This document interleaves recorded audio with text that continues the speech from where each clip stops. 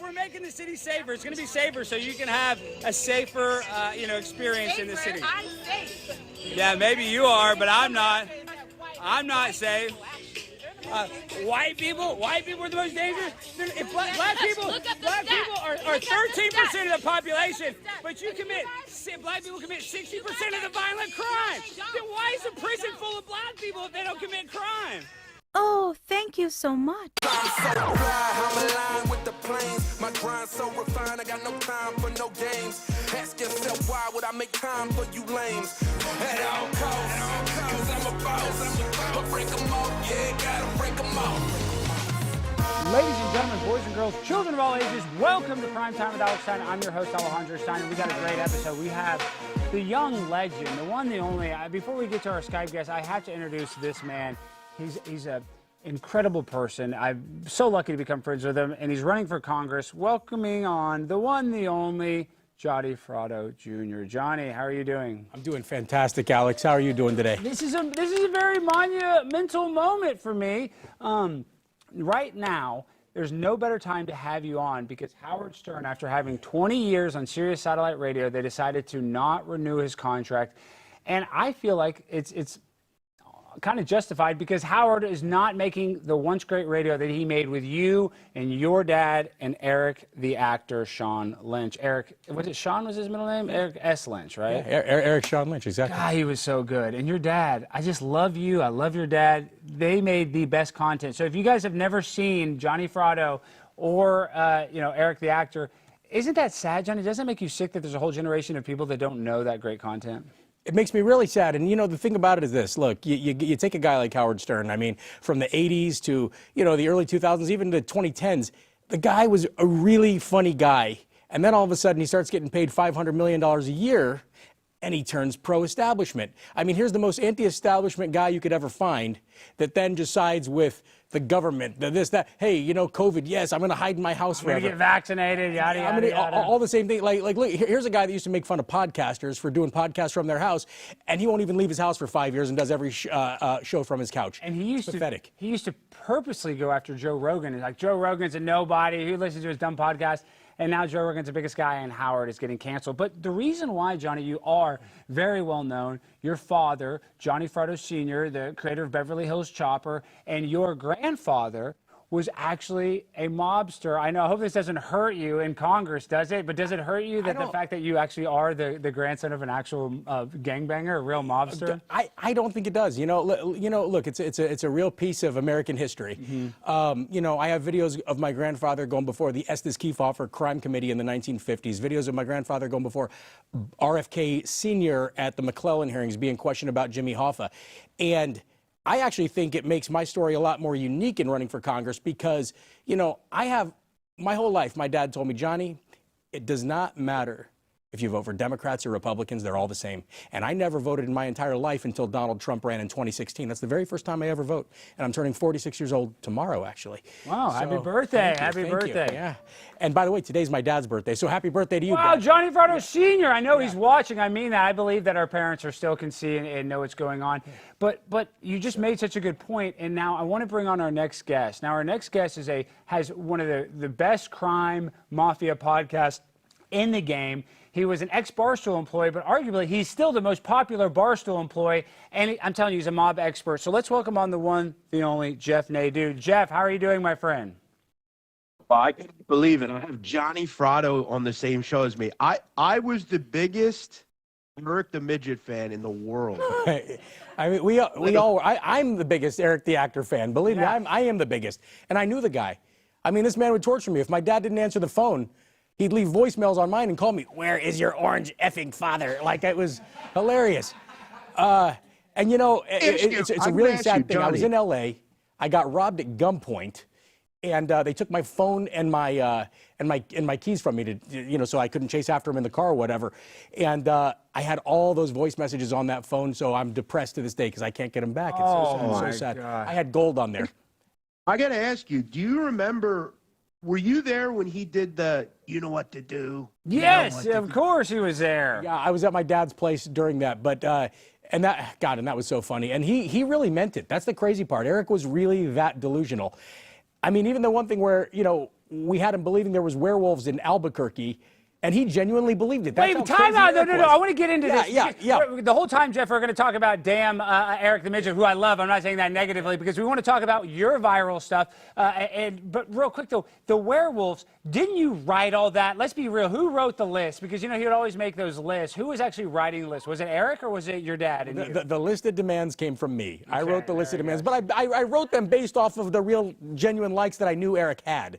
So it wasn't that far apart. But my dad really genuinely had him afraid that there was real werewolves in Albuquerque, and if we went there, this was a factor. So it was amazing, and he believed it. You remember how hard that was to get him to Albuquerque? They had to rent him a van to drive from Sacramento, California, and then he needed a hotel with a hot tub. What were you say, Jeff? These two, don't forget. What do you mean, John? You're talking about Jan? Jan, his handler, had to go? Eric needed those 2 bottles of Pepsi. Oh, yeah, dude. 2 bottles of Pepsi. And they didn't have the Pepsi. They didn't have the Pepsi on the show. Not In Plain Sight. In Plain Sight was the show. Yeah, they didn't have the Pepsi. But that was by design. That was just to piss him off so that we could have that. Because, that was so good. That was so good. Okay, before we get into that, though, I want to talk about Jeff. Jeff is seriously on fire right now. If you guys are not following Jeff Nadu, he's Barstool's biggest personality without being a technical Barstool personality. So I want to say, when are we going to see you on the Beach House? It's going to be a discredit to all of the stoolies out there if they do not put Jeff in that house with that Una, Baluna, and all those people. You would crush them. You would run shop in there. So what are the chances that we're going to get a Jersey Shore appearance from the legend, Jeff Nadu? Probably in the next couple of weeks. I'll probably go out for a night. You know, I'm not going to, like, stay there for days on end, but I'll definitely go out for a night. You know, the thing is, Alex, a lot of those people, like, I don't really know too well. A lot of the older, like, Barstool people, they're not in it. So, but yeah, I mean, I went out to the Jersey Shore when I was a kid. So it would be definitely nice to go down for a night and have some fun. But yeah, I would say what's funny is, as you alluded to, I'm like the most popular person, and I don't even work there. So. It's crazy. And everybody loves you. Like, Big Cat loves you. I mean, I know there's some riders there, some Rico riders, but I'm telling you, nobody's got Rico's back like that. You know what I mean? I think that very easily you could win favor over any Rico rider.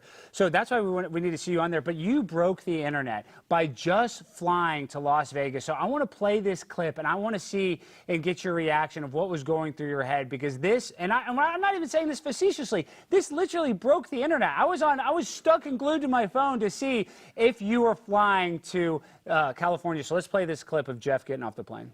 Okay. Oh, okay. All right. Oh, okay. Not Nadu. Not Nadu. 0 for 1. 0 for 2. Oh my God. Oh my God. Look at Rico crying, sweating. Whoa. Oh. Hey. There he is. Ah! Look at that pimp on a blimp right there. So Johnny, they created fake rumors. They said Jeff was on the no-fly list. They said Jeff was a terrorist, that he couldn't get on a plane. And Jeff did the best fake out. He went to the airport the day before. Well, let's see. I want to get your reaction to hear what actually happened. Greatest work ever. Yes. Ever. Hey, Jeff. This is my greatest work ever, right here. Jeff, we got Rico on here. What are you going to say to him? Hey, get fucked, pussy. You Go cry in the fucking bathroom, dickhead. Fucking terrorist! You're a racist fucking terrorist! No. So I got to tell you about this. So I did not fake. You can cut it. Let's hear what Jeff. So Jeff, but how did you give us a rope-a-dope? You went to the airport, then left the airport. Can you tell us what behind the scenes what happened? So what really happened was I didn't leave. I had no intention of ever leaving the airport. I was supposed to fly out on a Sunday night. My flight was initially delayed, so I was sitting there for a while, and I had every intention. I was supposed to leave at around 7 o'clock that night. About an hour before, I go up, and I said to the lady, I just wanted to double check. I don't fly a lot, so I just wanted to double check that I did everything correctly. And she says, your flight was canceled about an hour ago. I said, what do you mean it was canceled? Why would I cancel my flight and still sit here? She said, I don't know. Somebody went in and canceled the flight. We don't cancel flights unless the whole flight's canceled. I said, what do I do? She said, you're not getting on a plane tonight. She said, I can see when flights leave tomorrow. And I kind of just was in a bad spot, guys, because I had posted a video that I was at the gate. I went through security to make it look like, again, I'm not on the no-fly list. Obviously got through security. but the video had got like 1 million views by that point. Like 30 minutes, it got like 1 million views. And I thought, what am I going to do? So I just kind of said, you know what? I'm just going to go dark and just fly out tomorrow and see how it goes. And I ended up doing that. I flew out and I kept it quiet for most of the trip. And then Barstool just kind of got a hold of it. They had that show live. I think there was like 35,000 people watching that stream. I ended up going #1 on Twitter trending, and they had some guy there, like a paparazzi, that got me coming off the plane. So it wasn't intended to be like that. I just tried to think, how can I spin this to make it work for Well, myself? you're like a Spingali because you had us on the edge of our seats, Jeff. You did some great work. So congratulations. And I know I'm on your side. They're saying selling Nadu flu shirts. Are they giving you any of those, residuals on those shirts? Initially, no, they were not. But I ended up talking to them. Listen, I understand that when you're in content, there's going to be times where maybe you don't necessarily make money. But for me, my sole goal is to always get in front of as many people as I can, because for me, followers are important, views are important. That's how I make money. I could take that to companies and say, hey, I have this amount of followers. You know how it works, Alex. No, So, I know. yeah, I don't worry too much about it, but it was fun. It's a cool experience someday for something that I'll never forget. I've had a lot of cool experiences like that over doing this so many years. So, I can never properly explain. Like, Johnny's probably looking at me saying that I'm a nut. So. No, Johnny is, but I want to bring Johnny back into the conversation, though, Jeff, because we got to gas you up. You broke the internet. That was incredible, and you won that. Rico, saying all those disgusting remarks, that just proves that he's a loser because he has to do these, personal ad hominem attacks because you shut him down. Point this out, Alex. He created that rumor a decade ago that I was on the no-fly list, and I've had to hear this for like years on end. So it was nice to kind of put it to rest. That was awesome. Just you shutting him down like that. It felt good for me. I felt good, so I know you felt awesome. Now, I want to ask you about Johnny Fratto. So Johnny Fratto is running for Congress. Now, Johnny Fratto's grandfather was a made guy. I mean, not just affiliated, was an actual made man, which is a very big accomplishment in, that world, obviously. Do you think that he should lean into his grandfather's legacy, or do you think that he should try to hide it? I think he should lean in. I think Johnny thinks he should lean in. But what do you think as a mob expert?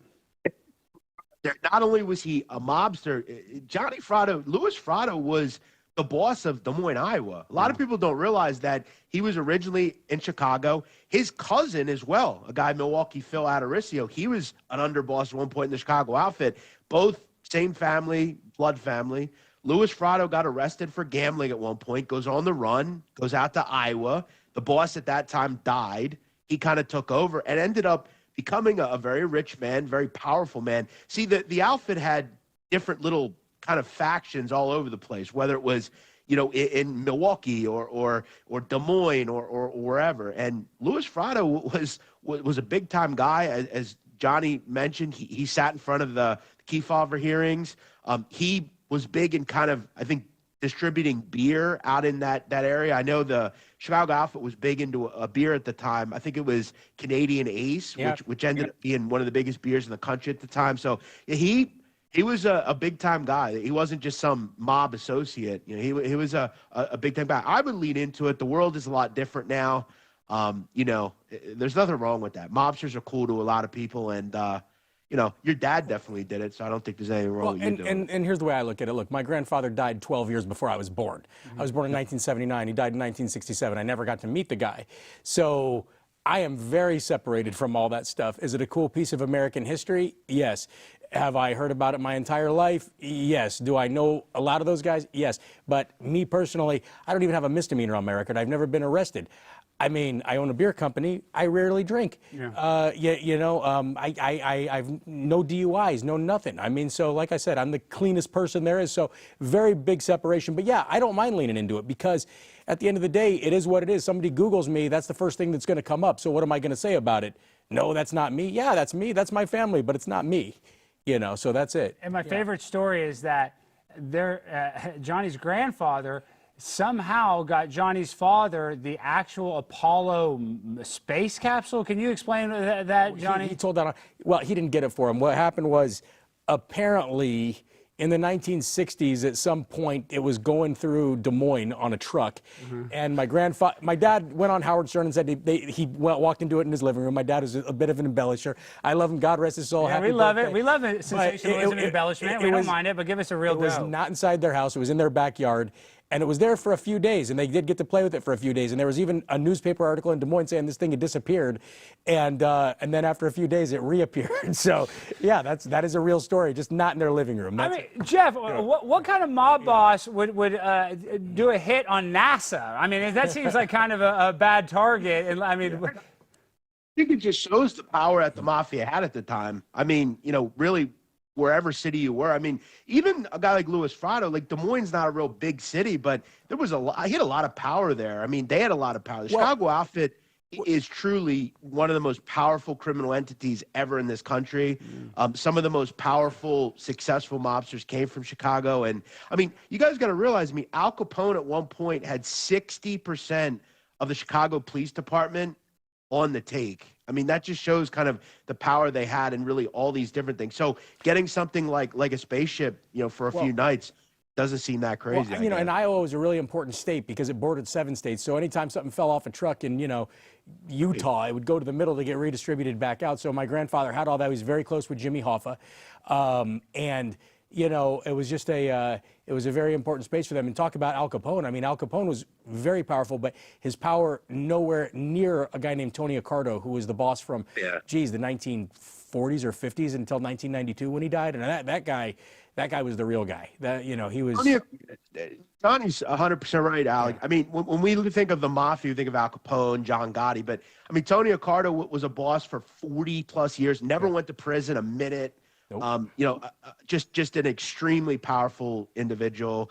And that's kind of the shame in it. Not that there's a shame in it. These are mobsters at the end of the day, but he doesn't really get the love that necessarily like an Al Capone will. But yeah, Johnny knows his history really well. Well, he was born in it. But real quick, John Gotti's grandson is in court recently. We just had a guest on last week talking about how John Gotti's grandson. Yeah, Lauren, she's great. But yeah, Lauren is awesome. But the Gottis are fighting each other.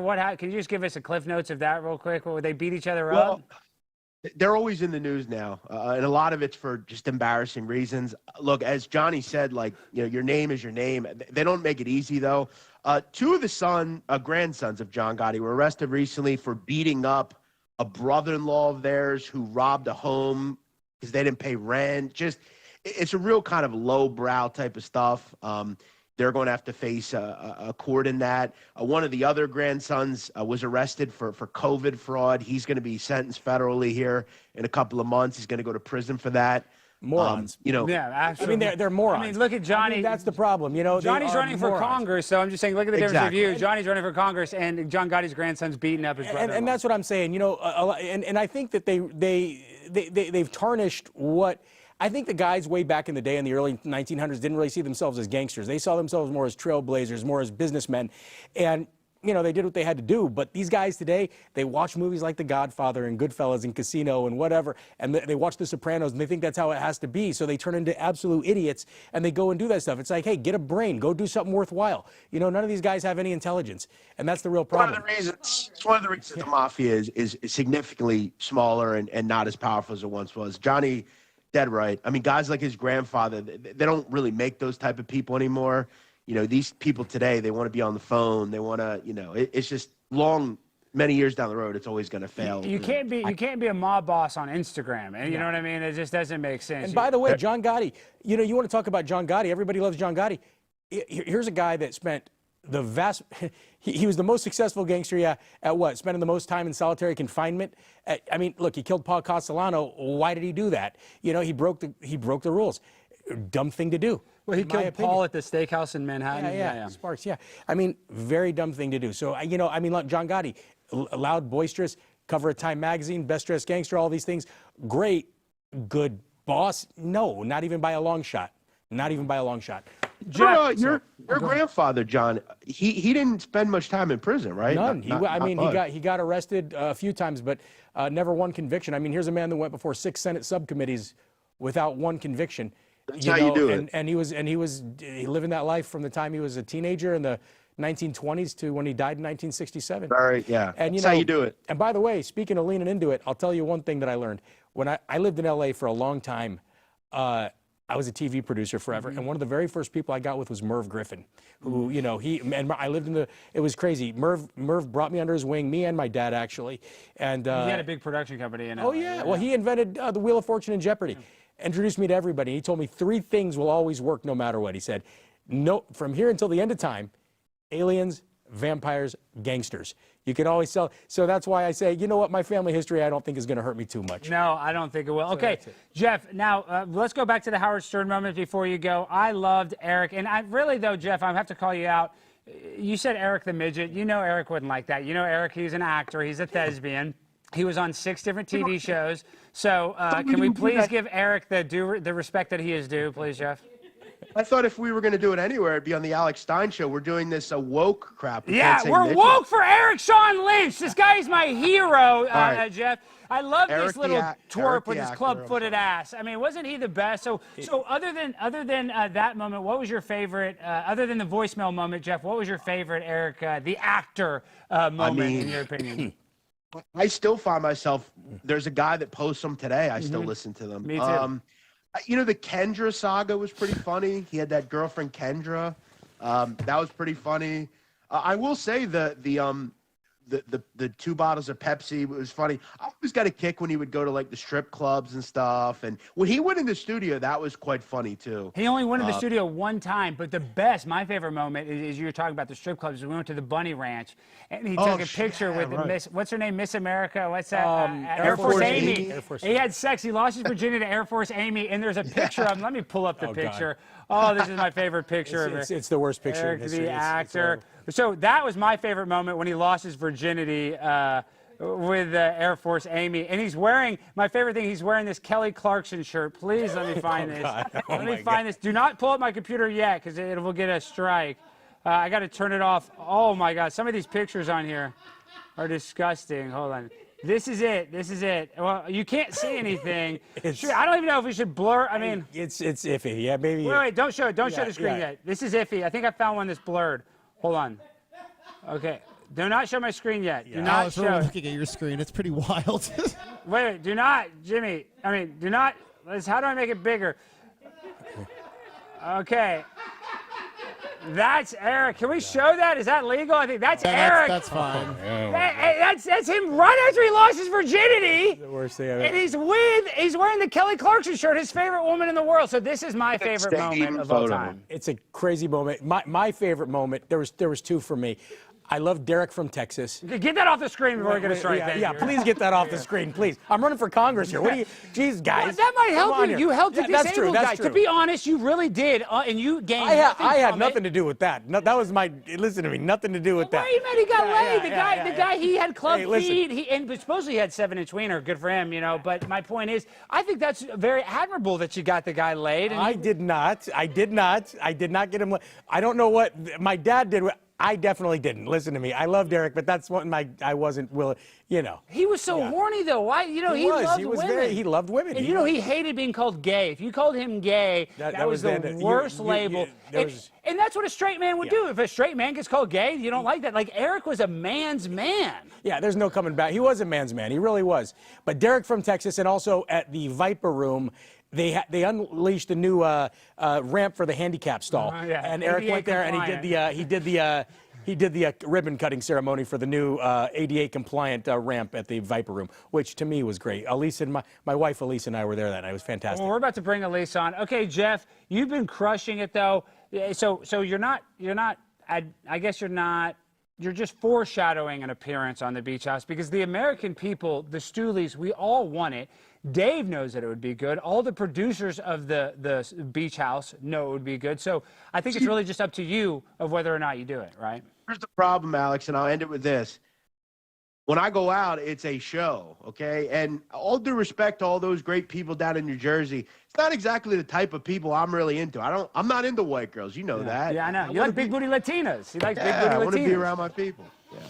But I'm saying you're going to go there. You're going to have a fine big booty Latina. You're going to bring it back to the house. And then Tom Scabelli, you know, funny guy, but he couldn't hold a candle to Jeff Nathan. Like Jeff, I'll be there. He couldn't wash your jock strap. You know what I mean? That's what they used to say about Michael Jordan. That guy couldn't wash your jock strap when it comes to I'll have to show the young entertainment. kids how to do it. If I was in Florida, I'd be voting for Johnny Fratto Jr. Shout out to Johnny Fratto. I can't believe it. I used to hear his father on the show. Amazing. Well, you're the man, Jeff. Everybody go follow Jeff. Everybody support Jeff. And I want you guys tweeting at Jeff that he has to be in the Barstool Beach House, because I know that it's really up to you. You're the one you're the straw that stirs the drink. They need you, not the other way around. So I hope that you make it happen, and I know that content will go super viral. So I might just do it. yeah, you got to. It's just for the clips. Even one night in paradise when you're the boss hog and everybody there's kissing your butt, and then Annika's going to throw herself on you. I can already tell. That text message was about you that got leaked. You know that. Yeah, we don't want to. Let's not say that on air. Okay, all right. Well, we'll get to that later. Thank you, Jeff. You're the man. We'll talk to you again very soon. Stay well. That guy's an expert. He knows all about the mob stuff, so I wanted to bring him on because he knows a lot. I love it. I think he knew a lot. He knew a lot. He knows it backwards and forwards. See, I don't know that. Okay, so now let's bring on the crew. Can we bring on the Johnny Fratto crew? Can we bring on Louis Fratto and Larry? Larry, both of you guys come on down. We need to grab this mic, though. You guys might have to share this microphone. Yeah, because we don't have anybody on camera, So you, Elise, you can hold that. You guys can share that. Should I stand to introduce them? What should we do here? I mean, I don't know. Just come on in. We don't have to have too much pomp and circumstance. Oh, let me get this Eric picture off. So this is your beautiful wife, and then this is your campaign manager. No. Senior advisor. Senior advisor. Guys, sit down. Senior advisor Larry Wilcoxon. It might be a tight squeeze. Luckily, Elise is only about 105 pounds, so she can fit very well. So, and by the way, besides President Trump, who in politics has a more gorgeous wife than me? Nobody. I don't think anybody. Nobody. No, I'm trying to think. I'm honestly trying to think who has a hot wife. I don't really know anybody in politics. I don't think it really exists. You mean because Casey DeSantis isn't even that hot? I mean, DeSantis. What do you think? Who's hot? Casey's smart. pretty. Very I like smart. Casey. Yeah, I'm just saying Casey's. She's a normal looking. She's a hottie. She's hot, but she's not a hottie. What about Matt Gates' wife? Matt Gates, Ginger Gates is attractive, but he's not in Congress anymore. So. But you know, I'm not just saying this. I'm not just saying this to be nice because she's sitting right next to me. Super smart woman. This is why I've been married to her. We've been together for 15 years. We got two amazing boys, 4 and 6 years old, Louis and Leonardo, and the best marriage ever. I mean, really. I mean, she's also the president of the Young Republicans of Southwest Florida. I am. And grew that. She's kicking butt all over the place. She's amazing. She's amazing. Larry, how do we make Johnny actually win? I'm not kidding. Like, what do you think that it's going to take to put him over the edge? Because politics is so hard. It's very difficult. You've been on winning campaigns. You know what you're doing. What do we need to do? What can I do to help, and what can the American people do to help Johnny Fratto actually get to Capitol Hill? Make his name bigger in Lee County. Okay. Make his name bigger in Lee County. Definitely in the Cape Coral area. That's one of the biggest voting blocks in District 19 in Florida. And with that, I don't see a way we can lose. Well, how can we create like a viral campaign or something? Like we need like something bad to happen. We need like a Tiger Woods incident. Would you be willing, Elise, to have him wreck his car drunk and you hit him with a golf club? No. You wouldn't do that? No. I think that Alex, that's wild. Yeah, but we got to do wild stuff. It's 2025. You know what I mean? Donald Trump, everybody said, oh, grab him by the pee. I think that actually helped him. I'm not saying we need to do a grab him by the pee situation, but sometimes bad publicity can be good, right, Larry? If it was your character. See, President Trump, 47, he's a man of character. So he is. People expect certain things from him. They wouldn't expect that from Johnny. Yeah. You know, Johnny, I love you, Johnny, but he's more like a square. He's he is a little more square. I'm not. No, he said this. I'm not. You know I love you, Johnny. So if Johnny did something off-brand, they would be like, that's not right. That's not him. Well, Johnny, I don't think he means even square, but it's saying you play by the rules because your dad play by the rules. Your dad was so not playing by the rules. Well, you know what it is? It's because you're hip. You're not square, but you know what I mean. You like to play by the rules. It's hip to be square now. Exactly. But I'll tell you this. But I'll tell you this. No, what it is it's repeat or repair. Right? Okay. And my whole family, you know, there's a lot of them that went down that crappy path. I want to take a different path. I want to show my boys something different. I want to raise them differently. I want their family I want real stability in their lives. I mean, this is the thing. I don't want it to be like the way I was growing up because, you know, it's either you have a lot or you have nothing. And that's always the way it was. And it was always it was always feast or famine. You know, having a dad like I had growing up, he was funny. He was great. God bless his soul. But, you know, not a lot of stability. And every day day it could change. One day he might have, $1 million. The next day he might be in debt $1.5 million. Yeah. You never know, At least tell me your favorite Johnny Fratto senior story, though. You were at the house of the famous elevators. You were talking about you went to the Viper. Did you get to interact with Johnny Senior a lot? Well, yeah, we would fight a lot. You would? Yeah, okay, good. I bet he'd be tough. So he was hard on you? Yeah, he was hard on me. He was not like the easiest man, actually. No, he's a very intimidating guy. I think he might have had a tiny crush on her. Really for a secret sure. No, he did. For sure. He And loved maybe I had a beautiful secret women. crush on him. Yeah, I mean, Oh, that's... I'm gonna. Do you want to die right now? Yeah, Like, no, are but you- I think are you nuts? I think that's why she likes you, though. You know what I mean? There's something in him that's you, so that's why she likes you. Because my dad told her one day, we came over and he was serious as a heart attack. He was like, see my son right here? See my son Elise? He's soft. He started like kidding me right here. He's like, look at me. He rips up his, he got a white beater on. He's like, look at, feel this right now. I mean, it was bizarre. And he meant it. He was weird, He was very strange. He was an interesting guy. Yeah, though. yeah. He was brilliant in everything that he did. I think he was a brilliant person as far as marketing. I'll tell you this, had he gone on Celebrity Apprentice or any of the Apprentice, he would have won. He would have won. 100%. He would have won. And his reality TV career started to blossom, and then it really was. Your dad passed away in 2012? 2015. 2015. November 5th, 2015.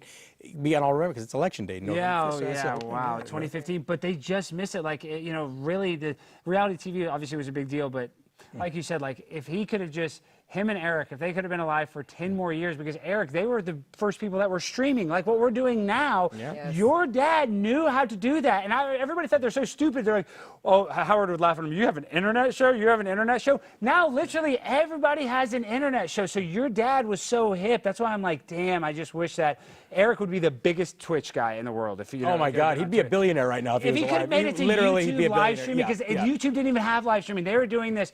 Johnny Fratto Sr. and Eric and Johnny Fratto Jr., they were streaming, guys, before anybody was streaming. What was that website you used? The JFS, Stickcam. It was called Stickcam. Stickcam, But they had the Johnny Fratto JFS Social yeah. Club. Yeah, exactly. It was a fun time. It was a lot of fun.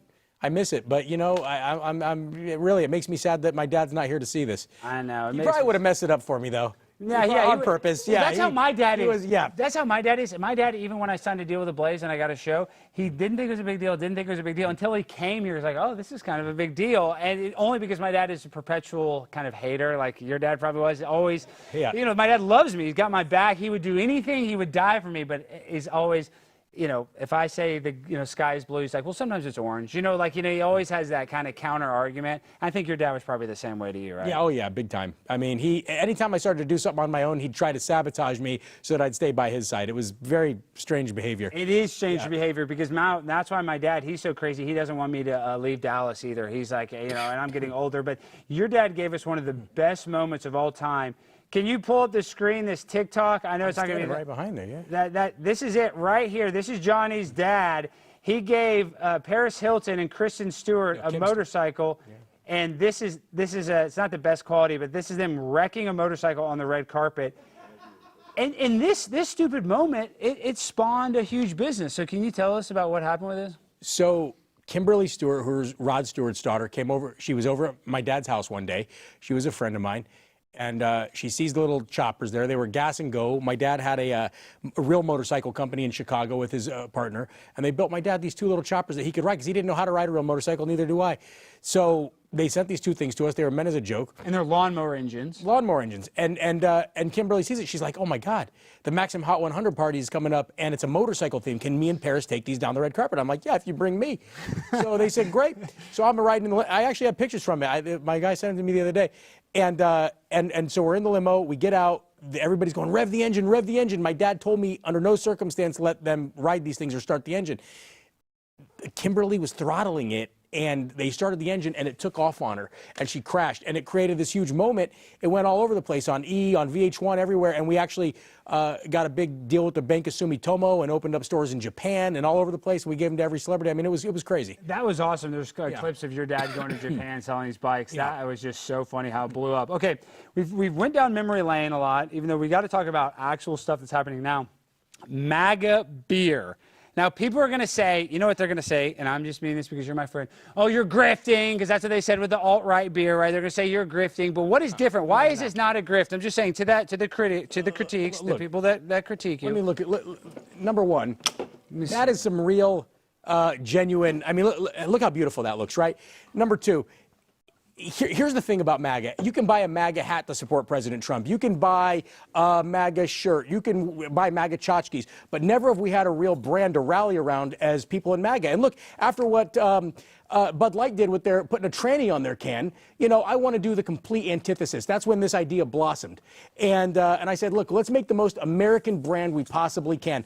And I'm not, oh, jeez. He's going to do a shot. Oh, boy. And I'm not lying to you. It tastes great, and it's a real brand. And it's going to be everywhere in Florida, Texas, and Ohio in the next 3 months. Okay, we'll see if this beer is good. This is how we drink beer in Texas. You gotta do it like this. Put a little hole.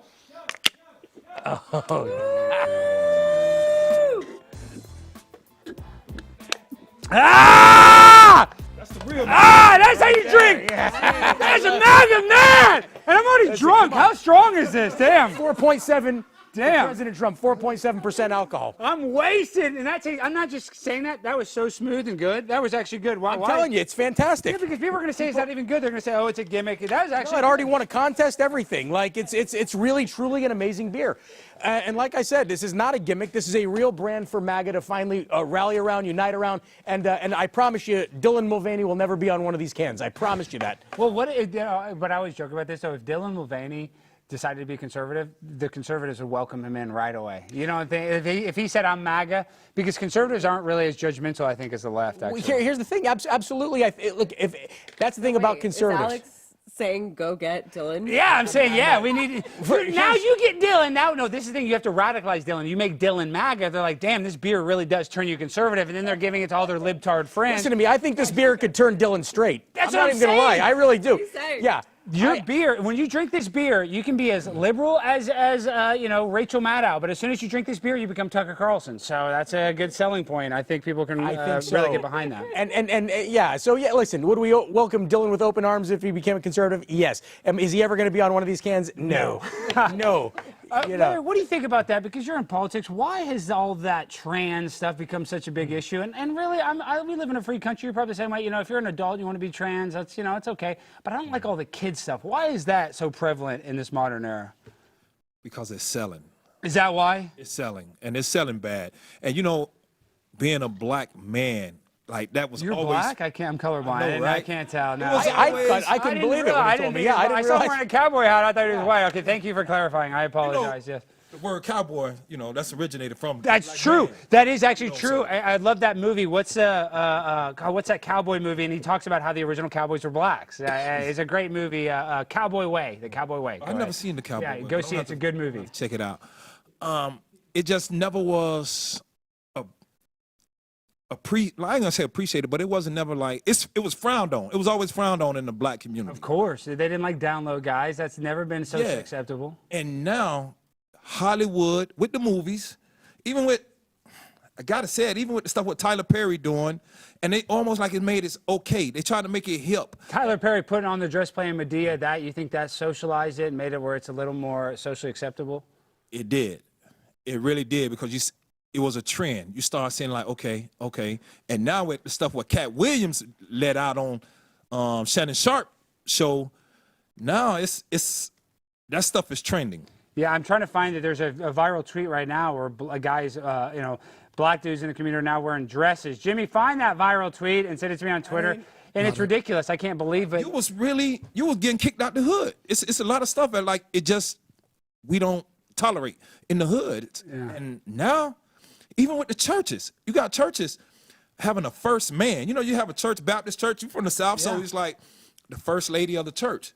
You go to Atlanta, you have a church, a first man. Like, what the hell is this? That doesn't make any sense. You got a gay pastor, and then his husband is the first man of the church, and that's becoming more prevalent. All these LGBT churches. Like, so this movement and people accepting it, like and I also want to say it has a lot to do with age. Yeah. Well, wait, are they really accept? I don't think they're accepting no, it. I think it's being pushed. It's an agenda. It's an agenda that's being pushed. But Johnny, that's the point. This is the thing is, I went viral for speaking out against the bathroom bill, and the reason why I bring up the trans stuff, and Larry obviously is a guy that can help you. I think you need to go after that. That needs like everybody makes fun of Nancy Mace, but Nancy Mace is super successful because she was passionate against transgenders. And I'm not, I'm saying you need to find, and I'm not an expert. Larry knows better than me, but you need to find a few issues like that that and really attack it. Yeah, and reality is reality. I mean, at the end of the day, these people are not women. The trans people are not whatever they think they are. They are what they were born as. I'm sorry. So, like I said, it's all an agenda. I'll tell you a story. When I was out in L.A., my sister, I go to her house, and her next door neighbor, Evan, is crying. He's 13 years old. I go and ask his mom, why is Evan crying? She says, well, he's upset because he's the only one in his family that's, the only one in his class that's not gay. And I'm like, well, how many people are in his class? She says 30. And I'm like, what are you talking about? He's the only kid that's not gay. Well, clearly that's not true, but that's what all the kids are saying because it's an agenda that's being pushed. So if you are not gay, if you're not accepting, they call you a bigot, they call you racist, they call you homophobic, whatever it is. And then the kids just go, yeah, screw it, I'm gay. And just to avoid all that, right? And apparently Evan was the only one strong enough to say, no, I'm not gay, but it made him cry. So, you know, it's an agenda that's being pushed and it's sick. The kids are crying now because they're not gay, because their classmates are making fun of that. That's what I'm saying. It's more of a younger person because you could take older liberals. Yeah. I take my grandmother. My grandmother is 96. She'll be 97 in December. Awesome. When that Boy Scout stuff came out with the Boy Scouts doing the stuff with the boys, yeah. My grandmother, and of course, our side, the conservative side, we made a big fuss about it. And my grandmother was talking about that. You know, she say the words. Like, I'm trying, I don't want to say. You can say it. Well, you can say it. She's saying, like, they don't need to let faggots in the... Ah, we like that. We don't need to let these faggots in here. I agree with that. But that's my grandmother and them gays with them little boys. Yes. Like, boys need to be boys. And my grandmother, again, she's a Southerner. So it just, certain things, it just don't mix. It just don't go. And people put politics aside when it comes to them children and that type of stuff.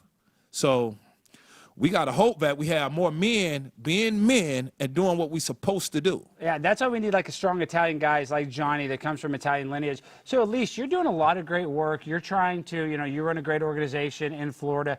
Florida's already kind of a conservative place, though. So, like, what do you think you can do to help Johnny, other than being a great wife and all that? Like, what can you do politically to try to help Johnny? What are you doing right now? I think just rallying the young people and getting them to vote, because a lot of the older people in Naples, and you can attest to this, Larry, the older people do vote. Yeah. Do the young people really vote, though? Probably not. Especially not in no offset election. A non-presidential election, the younger are going to stay. Yeah, exactly. They're going to stay home. See, that's what hurts you, Johnny, is these midterms is we're going to get crushed a little bit. And I love Donald Trump. I'm sure we all love Donald Trump, but this Epstein stuff has hurt. See, I don't think you're right about that. Okay, well, let me get your opinion.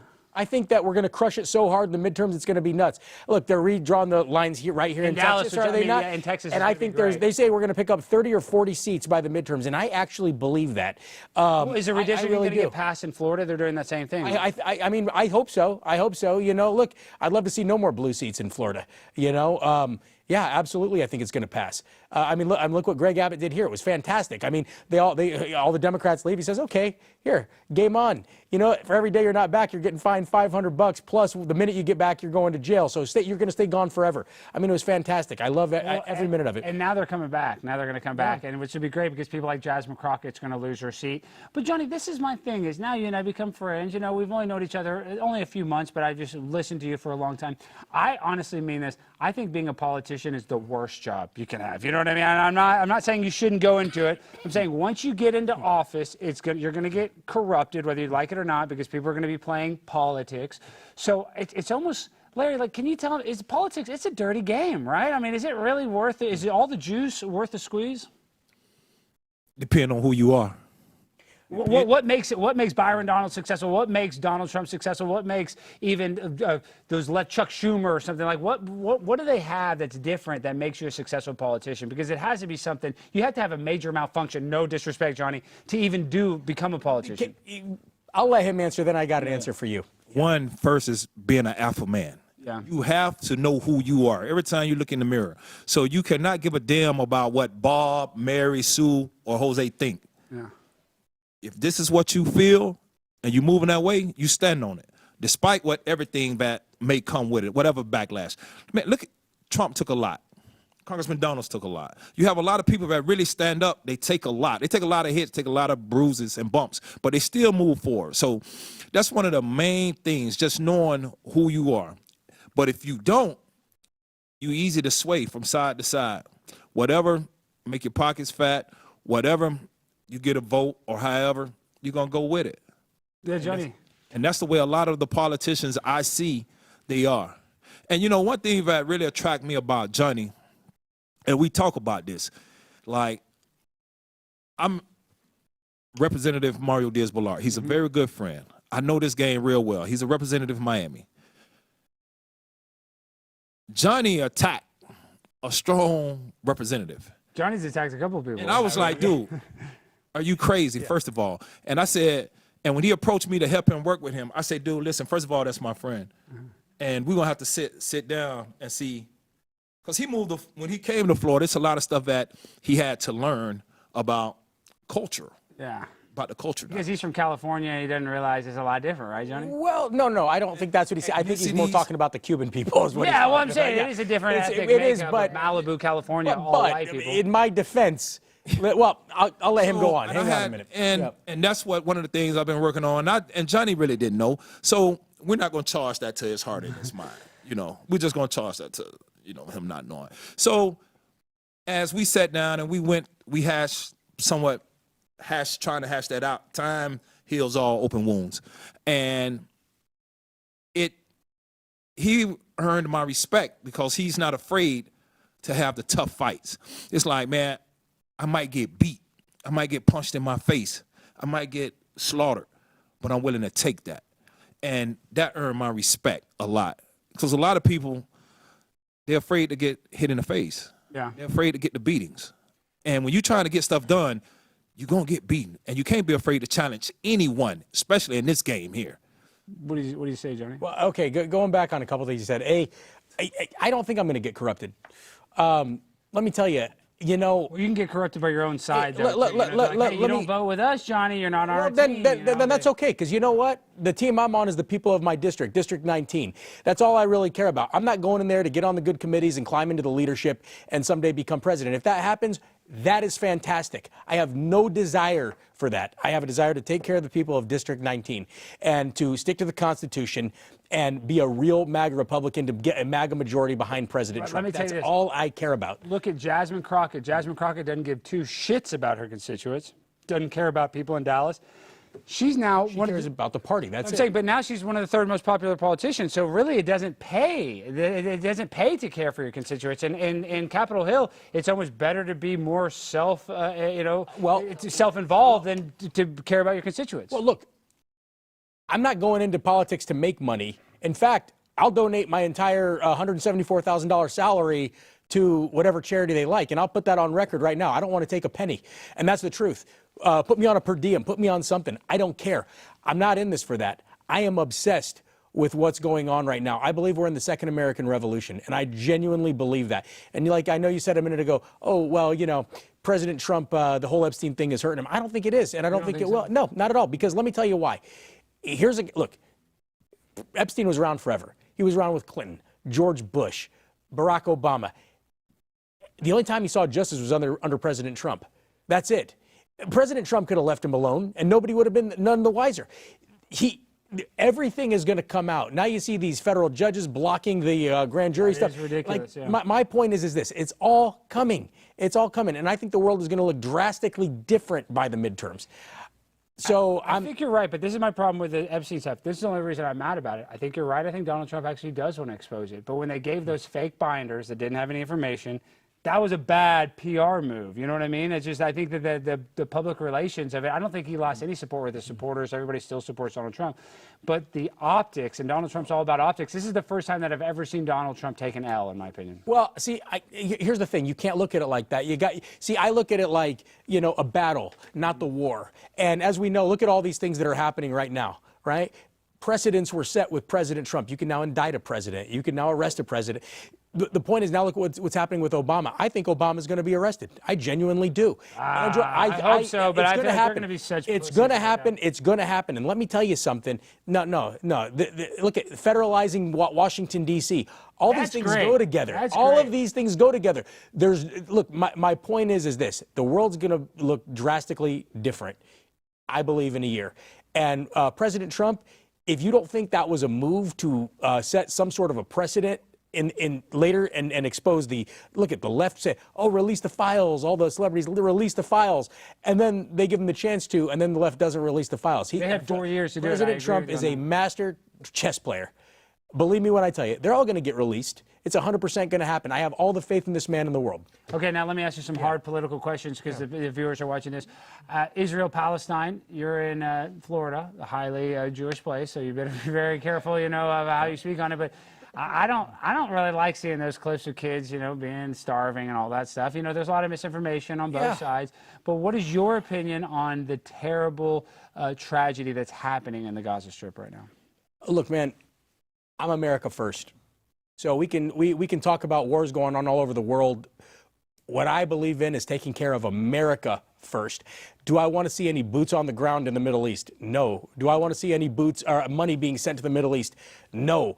All that money and all of our soldiers shouldn't have to go die for some foreign war. All that money should be being spent on our veterans that are homeless on the streets here, children, people that need the money here in America. That is what we've lost sight of. So, do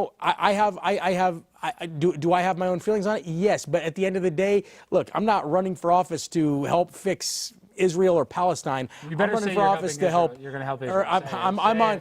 Say you're going to help Israel or you're going to lose. Look at Larry. Show Larry says you better. Look at Larry scary. Just say you love Israel, then everything will be okay. Because if you don't, I have no problem with Israel. The only problem that I have. You better not have a problem with Israel. You better say you love him. No, my only problem that I have is you look at an organization like AIPAC. Which is too influential. I agree. Too influential. And here's the problem with AIPAC. Look, they fund out of the 535 people in Congress, probably 400 and some of them. I don't know the exact number. 88%, I believe. 88%. Okay. And why are they giving money to guys like Adam Schiff and people like Debbie Wasserman Schultz and people that are America last? And their answer is, well, they support Israel. Great. Listen, I would love to support Israel, but why don't you guys support America like we support Israel? Get some America First candidates in. If you really love America as much as you say you do, make sure that you are funding the America First candidates. That's the point. And you have the right answer because, and Larry, you saw this Mamdani guy from your intel. You probably know there's a good chance that he's going to win. And one of the things that put him over the top is when he was doing the mayoral debate, they asked each mayor candidate, they said, would you go on your first international trip? And they all said, I'll go to Israel, I'll go to Italy. And what did Mamdani say? He said, I'm not going anywhere. I'm staying right here in New York City to work for my constituents, which obviously is a bullshit answer, but that's the bullshit we need. It sounded good, Larry. Tell him. So that sounded good. That needs to always be your answer. Listen, you have no heat with Israel. You support Israel, but you support America first. I think that's a winning. Hey, listen, I have a problem getting on an airplane coming from Florida to here. Okay, one bit of turbulence scares the crap out of me.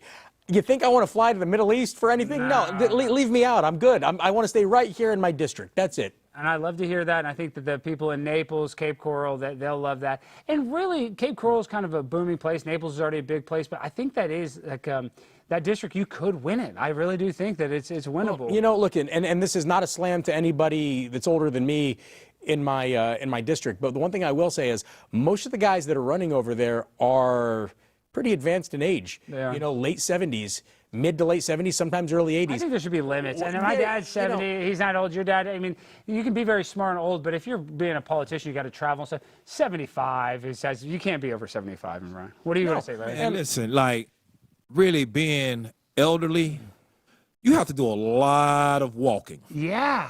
And I'm talking 20,000 steps. And I'm talking 12, 13, 14, 15, 16-hour days. Every day, back to back to back. Yeah, I just don't see a person of age really being able to do that day in, day out, and being very successful at it. And you got the energy. You got it. So I think you could do it. Oh, yeah, all day long. And like I said, I'm a multitasker. I love having businesses going on. I'm very active with my family. I do everything with my 6 and 4-year-old. I'm out with this beautiful lady every day. I spend, I have time for my run. I make time for everything. And like I'm saying, these older guys, and by the way, some of these guys put in a few $1 million already. These guys are billionaires. It's like, what are you doing? Like, yeah, okay, is it just a bucket list thing for you? I don't get it. Like who? It is. But why spend millions of dollars to get a job that pays $174,000? Because you're not going to take it with you, and that's why That's why politicians they raise millions of dollars for their campaign for a job that pays you $170,000. Yeah, it's bizarre. It's bizarre to me, man, none of it makes any logical sense. Okay, well now my audience are going to like this. Let's get into a little bit of conspiracies. I think that the government has lied about the, and now you might not agree, but 9/11, there's a lot of fishy stuff. There's a lot of fishy stuff during the pandemic with the government. So how are you going to expose some of these conspiracies that all of us like? You know, are you going to get to Capitol Hill and actually be like, hey, I want to know the truth about 9/11. I want to know the truth about JFK. I want to know the truth about RFK. Like, are you going to kind of go after those tough? Yeah, 1,000%. And honestly, that's one of the reasons why I'm doing this. We've been being lied to about everything. I don't even know the extent of their lies. I mean, when I think something's real, no matter what it is, I think to myself, I got to think on this one. This could be a lie. I think our whole reality is we've had the wool pulled over our eyes. You know, 9/11 was obviously definitely not what they're telling us. Yeah. There's redacted pages on the 9/11 Commission report. So regardless, the official story has a big missing chunk of it. I mean, so there's more missing chunks. And most people, most young people today think 2 buildings fell that day. They don't realize Building 7 fell. They don't realize all the weird, bizarre things that happened that day that just do not add up. Passports, no black boxes, very weird. So I would love to see it if you got into, you got into office, you would actually go after these that a lot of these politicians are afraid to touch. I think that would actually be a winning thing. That's exactly what I want to do. Like I said, I always say this. I read a book called Behold a Pale Horse and one called The Creature from Jekyll Island when I was young. That is what got me into this. That's what made me so passionate about it. You know, Milton William Cooper, his name is Bill Cooper. He wrote that book, Behold a Pale Horse, in 1991. Cooper, he knows. And here's a guy that, if you read his book, in 1991, he sounds like an absolute crackpot. If you read it now, he sounds like Nostradamus. Every single thing the guy said was going to happen has happened. And what they do, you know, he goes on his internet radio show back in June 28, 2001. He predicted 9/11 and then died right there. Right, November 5th, 2001. They came to his house and shot him. Weird circumstances. The Creature from Jekyll Island, obviously the creation of the Federal Reserve, and we all see what's going on with Jerome Powell right now and that whole debacle. And the way that he was being so disrespectful to Trump, I'm like, man, Jerome Powell's a scumbag. Scumbag.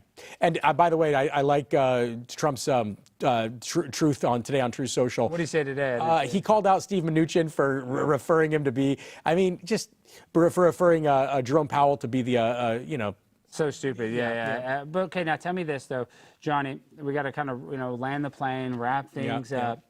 Howard Stern. His career is coming to an end. How can we get Howard Stern, or he should have you back on? Like, how do we get back Jan Johnson, who was Eric's handler for years? Like, why doesn't Howard go back and bring you on and do a sit-down interview? Because you saw Jeff Nadu. Jeff's got a huge following. He still listens to it today. I still listen to it today. People would love it if he would have you on. Listen, I think they would love it.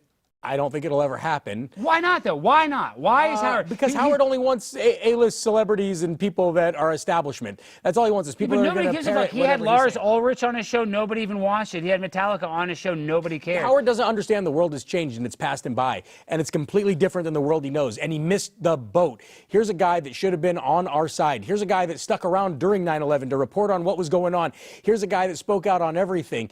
And all of a sudden, he's the biggest leftist shill in the world. I mean, it's disgusting. I don't even listen to him anymore. No, either do I. I listen to him every day for 20, 15 years. He makes me sick now. I mean, listen, would I go on, Howard? Absolutely. Will he ever have me on? Not a chance. That's ridiculous. Yeah. Howard, listen, you just saw Johnny. He's running for Congress. Even if you don't agree with his political viewpoints, you should have him on and you guys can make fun of each other. You know what I mean? Johnny has good sense of humor. He would be more than welcome of you teasing him and, whatever you want to say, call him because because he doesn't like abortion or whatever it is. I know Howard loves abortion. He even told Stuttering John to get an abortion. That was actually a legendary clip. So my point is, Howard, please, for all the fans that love Johnny's father, that love Johnny Fratto Jr., that love Eric the actor, who is still going viral every day, give us what the people want. Have a reunion with Johnny Fratto Jr., with Jan Johnson, and play some of those magical clips that I'm even afraid to play because I think you're going to copyright strike me because you're such a psycho about all your old content. So stop being a psycho. You don't have to be a MAGA conservative, but if you're so funny,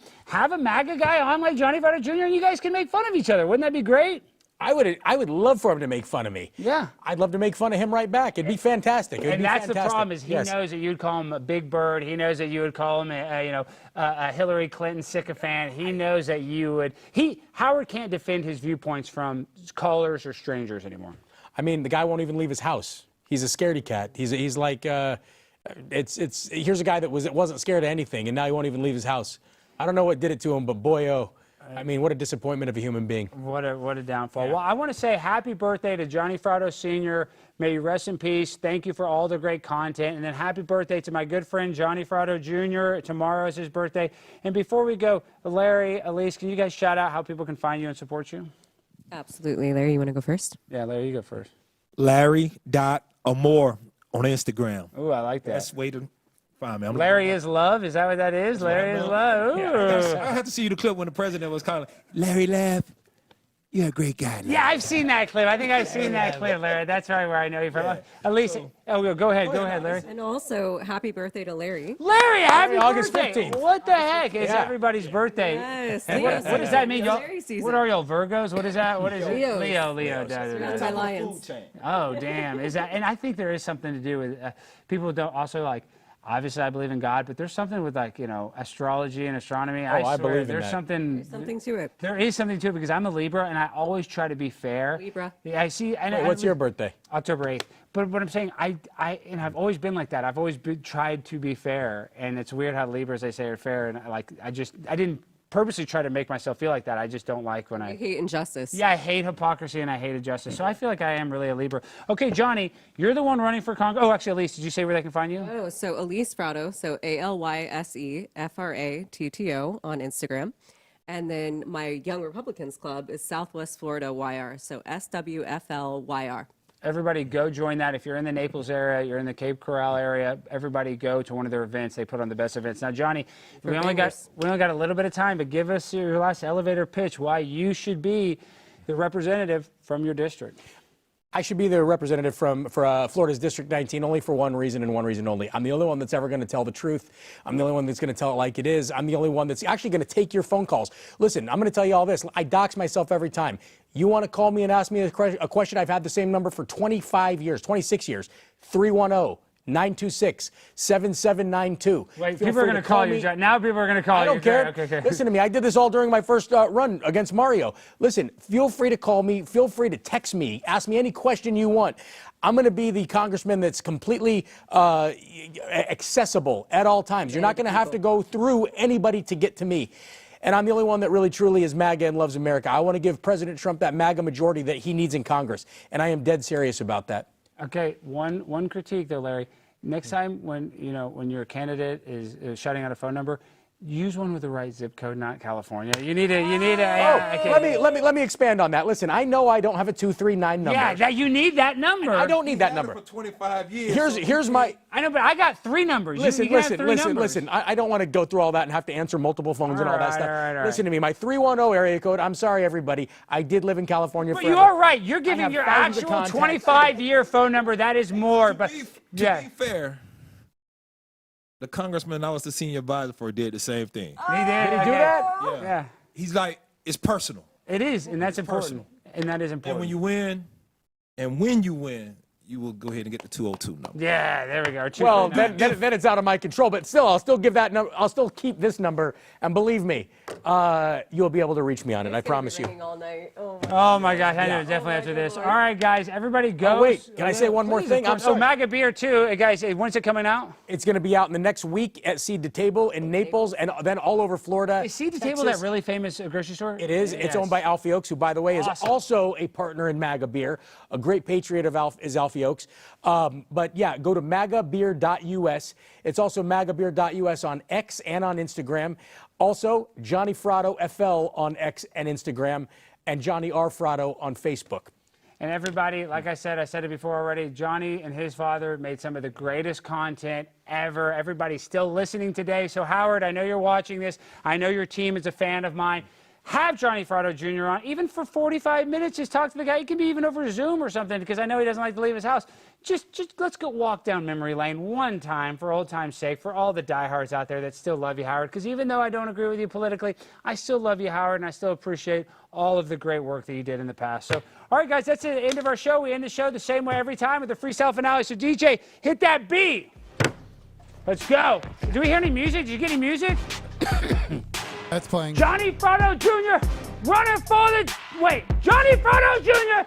is running for office. He doesn't give a damn. He doesn't want it to be lawless. He's gonna win his election. He's a real man with a hard erection. He's not going to gender neutralize your child. He's real spicy. He ain't no mild. Please go and vote for Johnny Fratto Jr. He is a hero. Don't be a zero. Vote for the man. He's got the freaking plan. You gotta be a Florida man. All right, guys, I love you. Hit that like button, hit that subscribe button, and go vote for Johnny Fratto Jr. I love you guys.